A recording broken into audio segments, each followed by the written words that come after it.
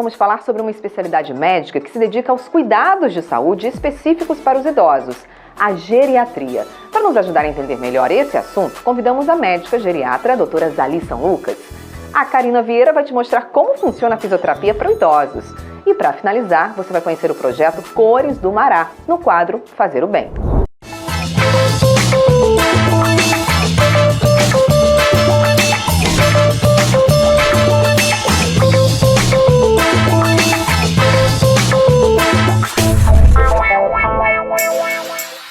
Bom dia, pessoal! Sejam bem-vindos ao Saúde na Mídia. Olha, hoje vamos falar sobre envelhecimento saudável. Fica conosco que o programa de hoje vai te dar informações valiosas para chegar na terceira idade com longevidade e autonomia. No Saúde na Mídia deste sábado, vamos falar sobre uma especialidade médica que se dedica aos cuidados de saúde específicos para os idosos, a geriatria. Para nos ajudar a entender melhor esse assunto, convidamos a médica geriatra, a doutora Zali São Lucas. A Karina Vieira vai te mostrar como funciona a fisioterapia para idosos. E para finalizar, você vai conhecer o projeto Cores do Mará, no quadro Fazer o Bem. A população com 65 anos ou mais representava, até 2022, 10,5% do total de pessoas no Brasil. É importante entender que envelhecer não deve ser sinônimo de declínio. A geriatria trabalha para promover um envelhecimento ativo, saudável e independente. Os geriatras são especialistas treinados para lidar com as complexidades únicas que surgem com o passar dos anos, proporcionando cuidados personalizados e orientações que contribuem para nossa longevidade, para uma vida plena. E para falar mais sobre o assunto, hoje a gente convidou a doutora Zali São Lucas, que estará aqui conosco falando sobre geriatria e esses cuidados na melhor idade. Doutora, seja bem-vinda ao Saúde na Mídia, é um prazer recebê-la por aqui. É um prazer muito grande estar conversando com vocês e principalmente interagindo sobre um assunto que está extremamente em voga hoje, porque o envelhecimento é um fato já, né? E o envelhecimento bem-sucedido é o que a gente precisa. Doutora, quando a gente fala sobre os cuidados com os adultos mais jovens e os cuidados com os adultos ali depois dos 60 anos, o que muda, o que vira nessa chave com essa especialidade, com a geriatria, com esse olhar mais amplo? Na verdade, Amanda, a geriatria, ela deveria preparar desde o mais início da vida, desde o início mesmo da vida, porque você tem que fazer uma poupança da sua saúde, do seu capital de saúde, e a partir daí, então, você ter uma longevidade bem-sucedida a partir de uma construção.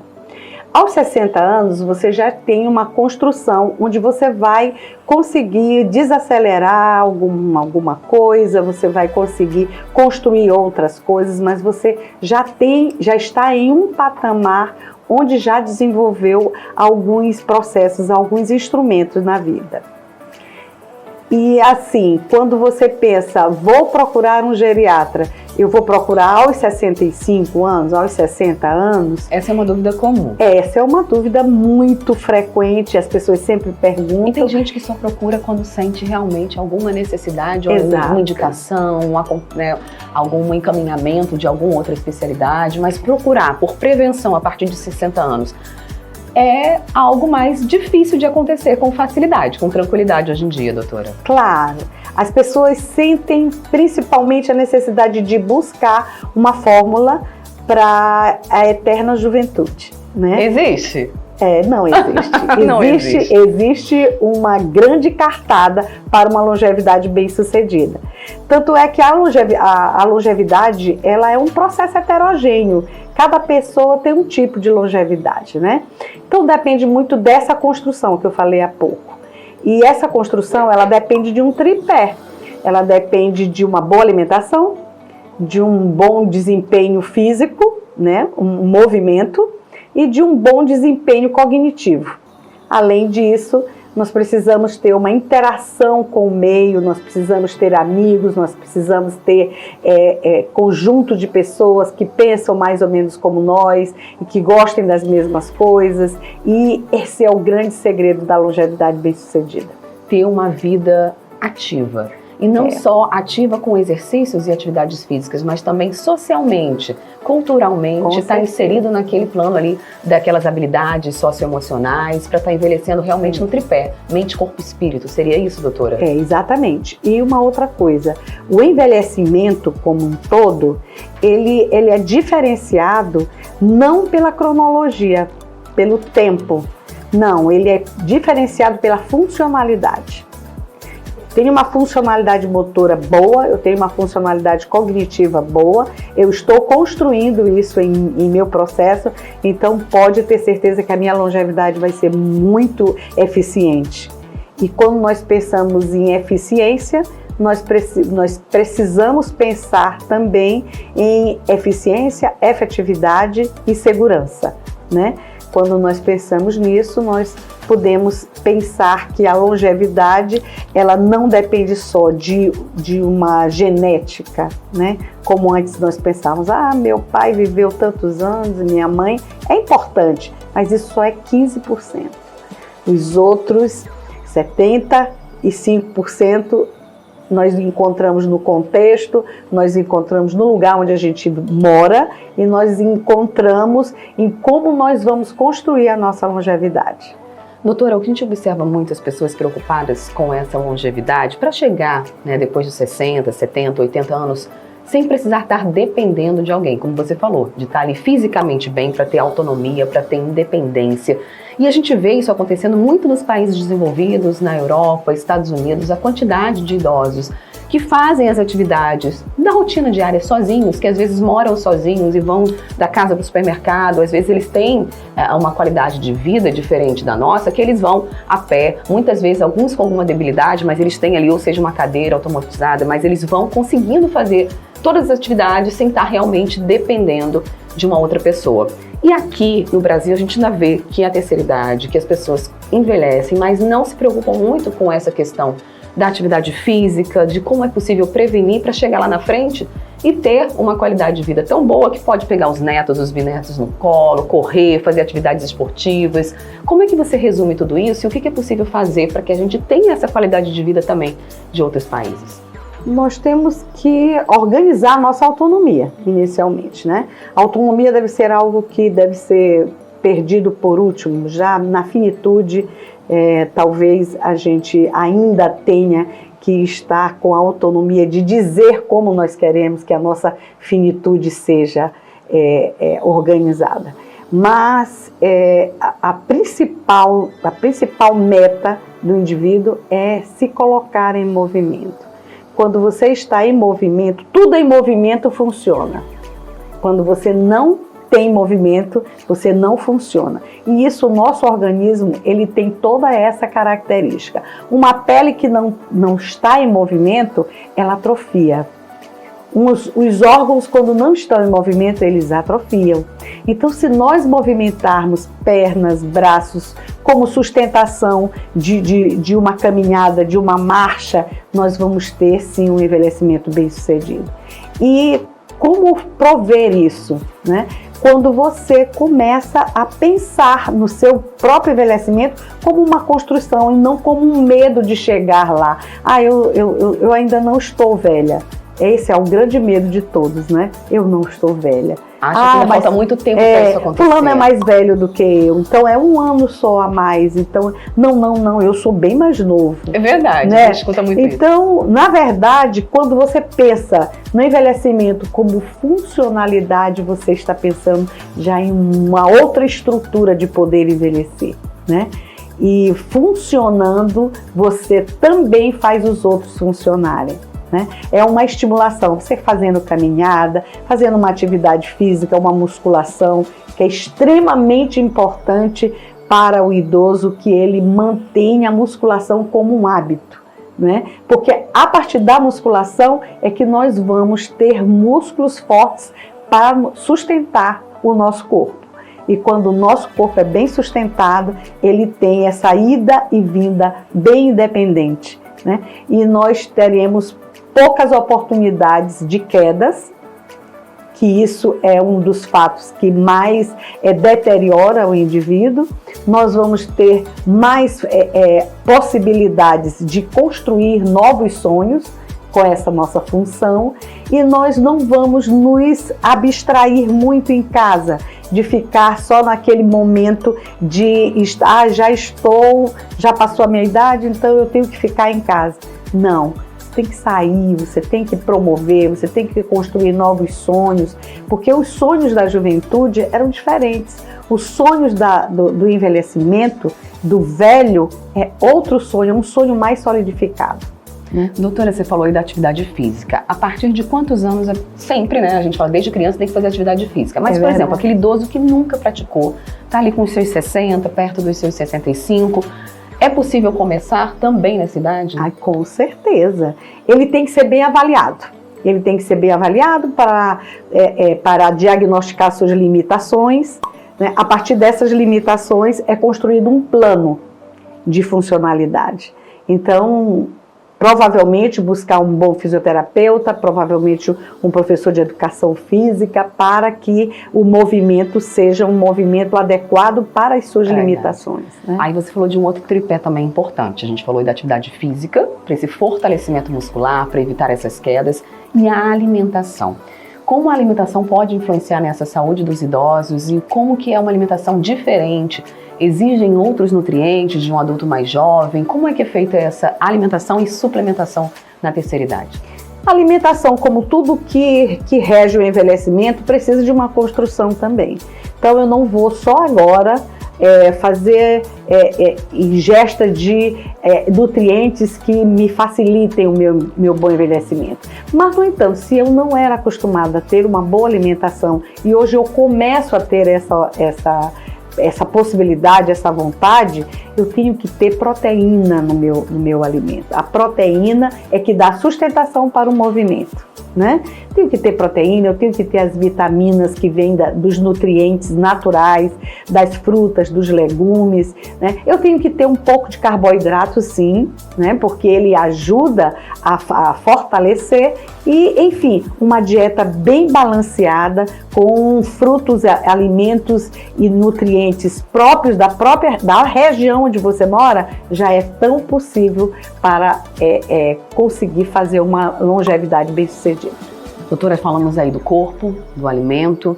Vamos falar da mente? A gente sabe que nessa idade, muitos idosos acabam tendo depressão, eles passam por um isolamento social. A gente vem de uma pandemia, esse mundo pós-pandêmico, também que deixou as pessoas cada vez mais isoladas. Como é que a geriatria tem tratado a saúde mental dos idosos? Então, a saúde mental é um dos fatos mais importantes nesse momento, porque realmente, como você falou, a pandemia acabou diminuindo inclusive a nossa expectativa de vida, né? Mas essa pandemia passou e junto com elas nós tivemos assim mais vontade de fazer novos movimentos em nossa vida. Então eu digo isso porque no momento da pandemia eu estava com grupos de idosos fazendo atividades sempre online. Na época era online, depois nós fomos paulatinamente voltando e vimos que o movimento era a única saída para nós. Então, o movimento com a mente, extremamente importante, porque a partir do momento que você diz o que quer, como quer e no momento que quer, lhe produz uma autonomia importantíssima.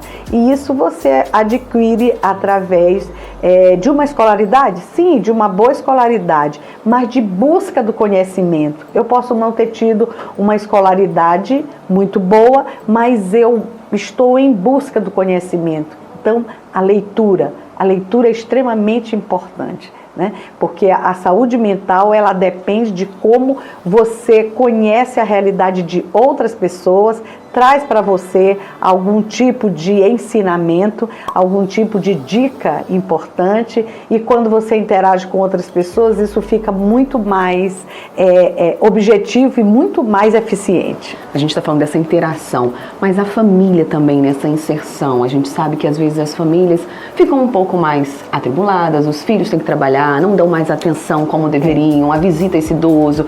Aí falando sobre essa questão da saúde mental e também essa inserção da família, como é que a gente pode ver esse desafio da geriatria de inserir a família toda nesse complexo, nesse contexto desse envelhecimento, mas um envelhecimento com qualidade, de pensar diferente para aquele idoso, de ajudá-lo de uma outra forma, porque as necessidades são outras. Como é que vocês tratam esse núcleo de rede de apoio? Então, nós também, a partir de... O processo do envelhecimento faz com que a geriatria tenha mensuração. Nós medimos, nós temos escalas. E para esse tipo de queixa, nós também temos escalas, que nós chamamos o APGA familiar, né? O APGA familiar é para saber como é que essa família, ela acolhe, ela contempla o indivíduo que está no processo de envelhecimento. E dentro da família, nós fazemos essa mensuração para saber quem é que se propõe a estar com o idoso, a levar o idoso, a participar com o idoso, né? Porque a maioria realmente dos idosos, eles acabam tendo um momento de alheamento, de isolamento social, porque a conversa do idoso já não é mais tão atrativa, que ele perde a audição, ele não vê direito. Então, a própria fisiologia do idoso já compromete. E quando você consegue sensibilizar a família de que esse processo de funcionalidade, de movimento mental, físico e social no idoso, você consegue que a família também tenha esse envelhecimento bem-sucedido. Doutora, para a gente finalizar, eu queria que você passasse uma mensagem para a nossa audiência em relação a esses cuidados e ao envelhecimento saudável. Esse pilar, por onde começar, como construir essa vida saudável, essa vida independente, essa vida com mais autonomia e flexibilidade e alegria que os idosos têm. Com certeza, eu gostaria de deixar uma mensagem, e essa mensagem é de movimente-se. Movimente-se sobre todos os aspectos, né? Não fique parado. Se você ficar parado, você não vai pagar o seu frete. Então, na verdade, movimentar o cérebro, movimentar o corpo, movimentar as redes sociais, movimentar o amor, né? Movimentar os sentimentos. Então, tudo para um bom envelhecimento se trata de movimento. E busque uma avaliação médica, busque um acompanhamento médico, porque o idoso, ele tem as peculiaridades que o geriatra é que consegue acompanhar e abordar. Doutora, muito obrigada, mas não sai daí não. A gente vai para um rápido intervalo. Na sequência, a doutora Zali São Lucas volta conversando com a gente e esclarecendo as perguntinhas da audiência. Até já!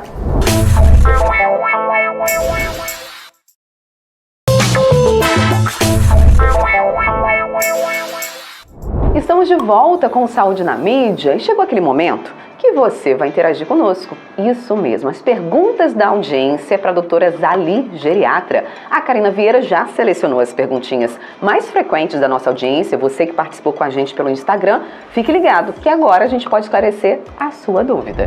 E agora vamos tirar as dúvidas da nossa audiência. Como preservar a memória na terceira idade? O Fábio da Santa Clara perguntou, doutora. Fábio, na verdade, preservar a memória requer alguns instrumentos para que a gente utilize. Por exemplo, você precisa de atenção, de foco, para que você possa decodificar as informações que você vai receber. Isso não se faz só no envelhecimento, se faz desde o início da vida. Então, você ter foco, você ter atenção, decodificar a informação, depois armazená-la, né, no seu cérebro, e quando você necessitar, você evocar. Então, quando você tem essa disciplina de foco, de atenção, que na verdade foco e atenção se trata de uma boa educação da pessoa, quando você realmente presta atenção em uma informação que você recebe. Então, foco, atenção e saber decodificar, que precisa de conhecimento. Posso melhorar minha mobilidade com os meus 66 anos? A Célia da Divinéia quer saber. Olha, Célia, você pode e deve fazer isso. Porque se você fizer com que a sua vida seja movimento, a maioria das vezes que você possa estar, então pronto. Movimente-se, movimente o corpo, movimente o cérebro. Então, essa mobilidade, ela vai conseguir ser uma mobilidade muito bem efetivada se você conseguir fazer disso um hábito. Movimento é a grande dica do momento para um envelhecimento bem-sucedido. E vamos de mais perguntas? O sono pode ser afetado com a idade? A Berenice do Olho d'Água quer saber. Claro, Berenice. O sono ele é afetado porque no envelhecimento nós começamos a ter menos necessidade de relaxamento no nosso sono. A gente vai diminuindo o tempo de dormir, né? E essa diminuição em decorrência de que nós não teremos as mesmas atividades que nós tínhamos antes, né? Nós estamos numa desaceleração, então a gente não tem mais tanta necessidade de um descanso maior. No entanto, existem vários tipos de distúrbios do sono que não estão relacionados à fisiologia natural do sono. E isso deve ser pesquisado, deve ser avaliado com o seu médico. E para finalizar, quais vacinas devo considerar na terceira idade? A Angélica da Camboa quer saber, doutora. São muito negligenciados esse tópico na vida dos idosos, né? A vacinação. Primeiro você tem que ter o seu calendário vacinal, a sua carteirinha de vacina. Então, saber que a vacina da gripe H1N1, ela tem que ser anual, a vacina da pneumonia, tanto a 13 como a 23, a vacina da febre amarela, a vacina da hepatite, que são em 3 doses, a vacina do tétano, e temos uma vacina que não está na rede pública, que está só na rede privada, mas nós temos que ter um certo cuidado em fazer esse investimento, que é a vacina do herpes zoster, que é o cobreiro. Essa vacina, ela melhora muito a qualidade de vida de um indivíduo que a gente nem sabe quem é que vai ter ou quem não vai ter o cobreiro, né, que é o herpes zoster. E é extremamente importante, eu falo sempre isso muito para os meus pacientes, que nós tenhamos o nosso calendário vacinal todo preenchido e que principalmente tenhamos cuidado com essas vacinas que também não tem na rede pública. Muito obrigada, doutora Zali, por responder as perguntinhas da audiência. Aprendemos muito com você hoje. Esperamos tê-la aqui em outros momentos. Agora você fica com um giro de notícias. 2024 se aproxima. O que esperar astrologicamente durante este ano?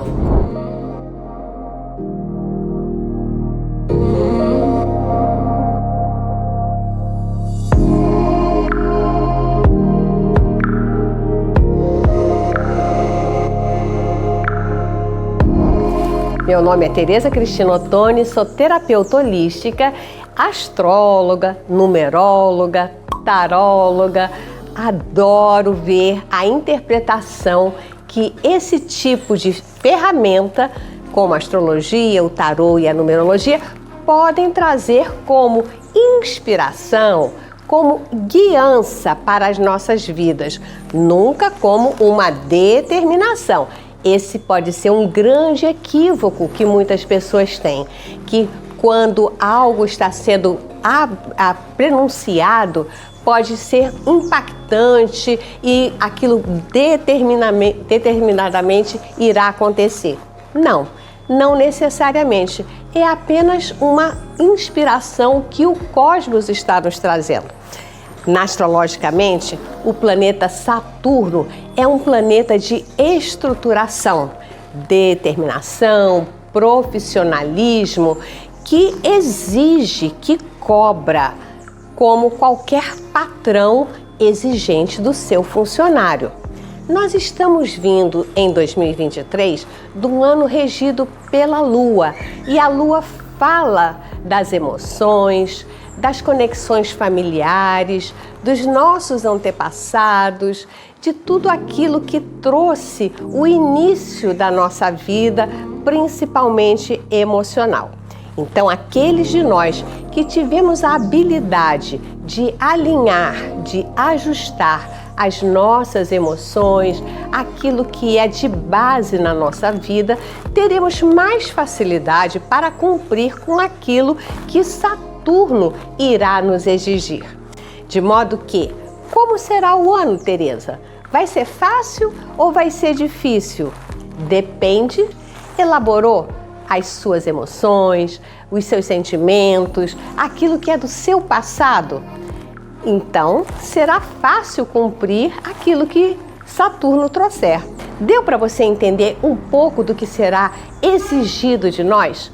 Nós precisaremos ter muita dedicação e dificilmente teremos tempo para deixar que as coisas fluam, para postergar. Saturno pede lentidão. Ele pede que a gente coloque um pé na pedra, fique firme, depois dê um novo passo. Aquilo que você quiser desenvolver com rapidez, instantânea, eu quero que isso tudo fique pronto logo, isso dificilmente se sustentará. Saturno prevê também momentos de escassez, de dificuldades financeiras. Então, é importante que você saiba administrar o seu dinheiro, que você saiba escolher aquilo que é essencial. Não é um ano para futilidades, para você gastar sem saber se terá depois. Então, tenha esse equilíbrio nas escolhas quanto a compras, quanto a investimentos, quanto àquilo que você quer produzir para a sua vida. É importante você ter um ajuste bem organizado, uma planilha de custos para o seu cotidiano. Como nós estamos ainda regidos pela Lua no signo de Câncer, você sabe, na natureza nada dá saltos, tudo flui de uma certa maneira. Então nós estaremos passando, saindo das energias de 2023 e entrando nas energias de 2024, de Saturno, com mais equilíbrio. Nós estaremos entrando nas energias de 2024 a partir de março aproximadamente. Então, nesse período, janeiro, fevereiro até meados de março, essas energias estão se complementando. Então você pode fazer uma avaliação, por exemplo, sobre a sua alimentação. Ela está ajustada ao que o seu corpo necessita? Quanto às suas emoções, você está tendo muitos desequilíbrios emocionais? Esse é um ano de inteligência emocional. É um ano para nós equilibrarmos a nossa mente. É importante que você saiba dar a proporção adequada àquilo que vier como desafio no seu cotidiano.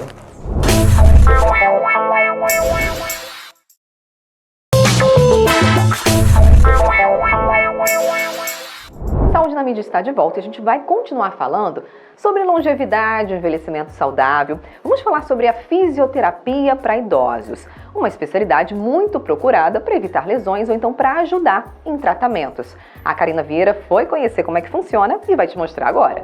A fisioterapia pode ser uma ferramenta muito importante no envelhecimento ativo e saudável. Para falar um pouco sobre isso, convidamos a fisioterapeuta Andressa Mendes. Bem-vinda ao Saúde na Mídia. Obrigada pelo convite. É uma honra poder estar aqui no programa falando um pouco da importância da fisioterapia na vida dos idosos, o quanto é benéfico para eles. Como a fisioterapia pode ajudar uma pessoa idosa a ter um envelhecimento ativo e saudável? Sabia que 1 a cada 3 pessoas a mais de 65 anos vai sofrer uma queda?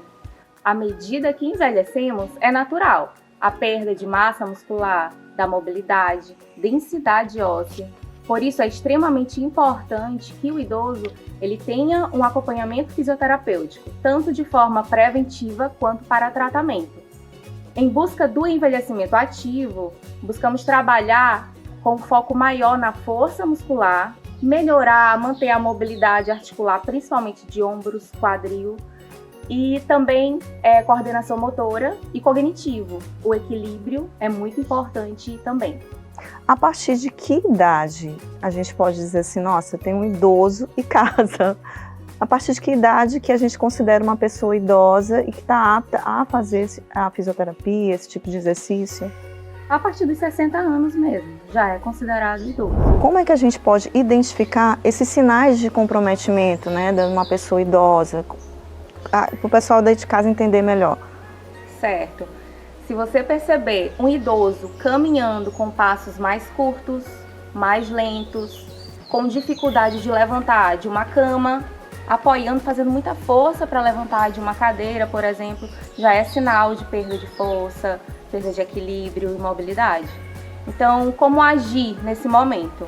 Deve procurar um fisioterapeuta especializado na área de preferência, onde ele vai fazer uma avaliação física minuciosa e montar todo um plano de tratamento para aquele idoso. Por exemplo, se ele tiver com perda de equilíbrio, ele vai investigar se é por causa de fraqueza muscular ou pela diminuição da mobilidade, entendeu?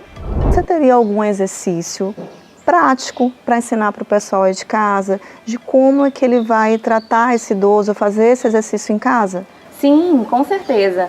Bora lá que eu vou demonstrar para vocês agora um exercício simples e prático para o pessoal de casa fazer junto com a gente. Então vamos lá, gente? Agora a gente vai conhecer na prática como é que funciona a fisioterapia para o idoso. Vem comigo!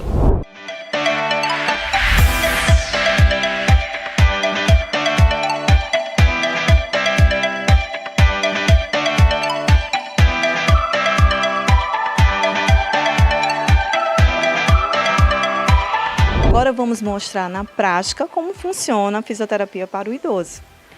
Andressa, esse movimento aqui que você vai fazer é um que a gente pode, que qualquer pessoa que está em casa pode fazer com seu idoso. Sim, exatamente. Aqui estamos trabalhando equilíbrio e mobilidade. Para você que quer caminhar com maior segurança, continuar na sua rotina, atividade de vida diária tranquilo.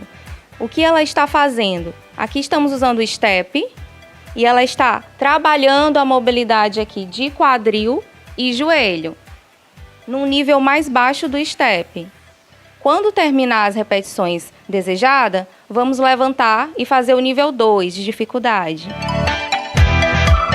aumentando ainda mais a mobilidade do quadril e do joelho, trabalhando o equilíbrio, o apoio unipodal, que é essa capacidade de ficar só com um pé no chão, que é muito importante.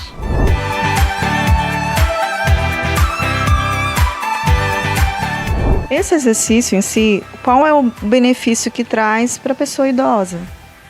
De forma geral, esses exercícios levam o idoso a ter total autonomia, independência e uma qualidade de vida melhor, para viver aí sua vida da melhor forma possível. E é isso que a gente quer, gente. Qualidade de vida, envelhecimento saudável, ativo. Andressa, nem todo mundo aí de casa tem um step desse em casa. Então, o que eles podem fazer para adaptar esse exercício? Olha só, dica para o pessoal de casa, usar uma caixa de sapato. Todo mundo tem uma caixa de sapato em casa. Então, eu vou pegar uma aqui e mostrar para vocês.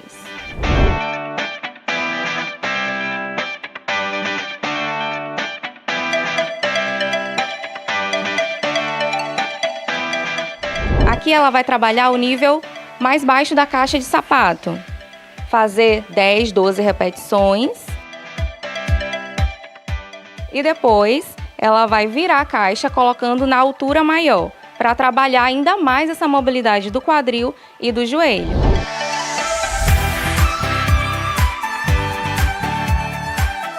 Gente, eu não poderia deixar de falar com a dona Jusileide, que é mais conhecida como Jussara. E aí, Jussara, como é que é fazer esse exercício? Eu tô vendo aqui que tu é toda fitness, bem ativa. A gente conversou ali no bastidor. Inclusive, gente, ela é a avó de Andressa. Muito bom, muito bom. Comecei a fazer meus exercícios porque eu comecei a perceber que meus passos estavam pequenos. Eu me abaixava e para me levantar eu tinha que me apoiar em outra coisa. Aí eu fui na médica e a geriatra, ela disse, você está precisando de exercício para você ter uma vida saudável, entendeu? E muito boa. Aí eu passei a fazer os exercícios, eu faço pilates também, faço que a minha neta vem me ensinar a fazer os exercícios, entendeu? Então depois disso eu me abaixo, eu me levanto, eu venho, ó, subo, entendeu? Ergo uma perna, ó, só com uma perna, só com a outra, e aí, muito bom. Então, minhas irmãs de 60 anos, todos que estão me ouvindo, vamos focar no nosso exercício para que nós possamos ter uma vida saudável. Então, depois dessa aula aqui da dona Jussara, a gente vai falar com a Andressa e agradecer a tua participação. Deixa uma mensagem para o pessoal de casa.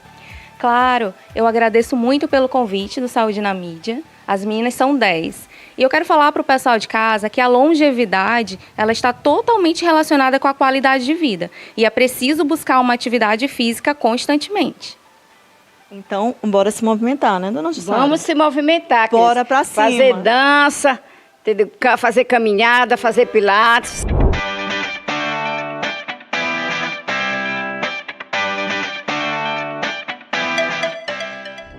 E olha, no Fazer o Bem, aquele quadro que a gente mostra opções de solidariedade que são praticadas na nossa cidade, você vai conhecer o projeto Cores do Mará.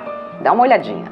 O projeto Cores do Mará é uma iniciativa sem fins lucrativos que busca o desenvolvimento individual e coletivo de crianças e adolescentes em São Luís do Maranhão.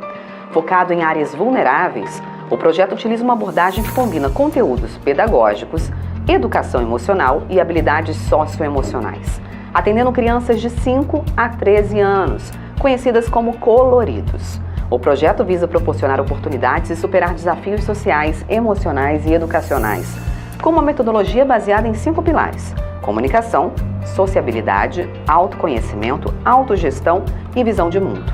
O projeto utiliza métodos ativos e criativos, incluindo referências culturais locais.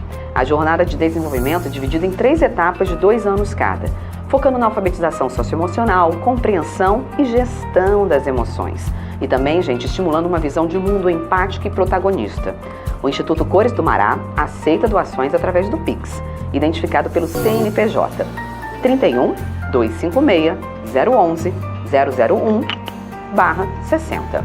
Foi ótimo ter sua participação, esse contato com vocês. Se quiser ficar mais pertinho da gente, é só acompanhar no YouTube, agora mesmo, acessa aí. Olha só, gente, é só colocar Saúde na Mídia Oficial no YouTube, vai lá, se inscreve no nosso canal, compartilha essa mensagem de saúde para toda a sua família. A gente te espera na próxima semana. Tchau, tchau, fica com Deus e até o próximo sábado.